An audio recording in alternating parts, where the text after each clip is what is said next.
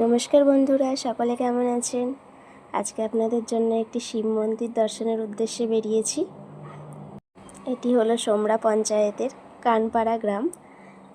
তো কানপাড়া গ্রামের ভিতরে যে ঢালাই রাস্তাটি ঢুকে গেছে, এদিক দিয়ে আমরা যাব বাবা পঞ্চাননের মন্দির। তো এই জায়গাটির নাম হলো কানপাড়া মন্দিরতলা। এক সাইডে আছে মা শীতলার মন্দির। এগুলো দর্শন করে আজকে আমরা সামনের দিকে এগিয়ে যাব।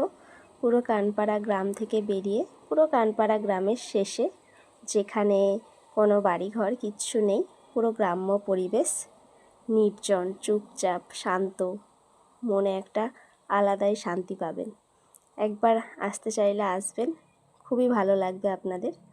তো আমার ভিডিও দেখে কেমন লাগছে সেটা কমেন্টে অবশ্যই জানাবেন।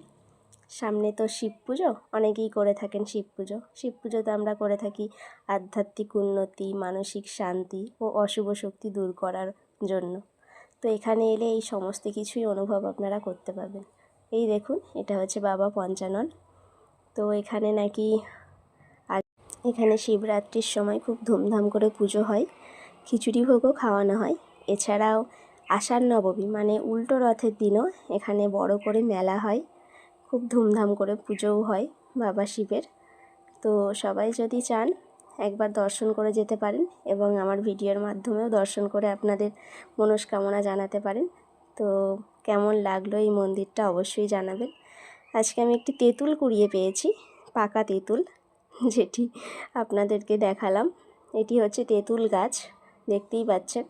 আর চারপাশটা দেখুন, পুরো নির্জন পরিবেশ। দেখুন, কোথাও বাড়িঘর কিচ্ছু নেই, পুরো গ্রাম্য পরিবেশ, চারিদিকে মাঠ, বন জঙ্গল, এখানেই বাবা বিরাজমান। তো কেউ যদি আসতে চান একবার হলেও দর্শন করে যাবেন। গরমকালে খুবই শান্তির জায়গা, আসতেই পারেন।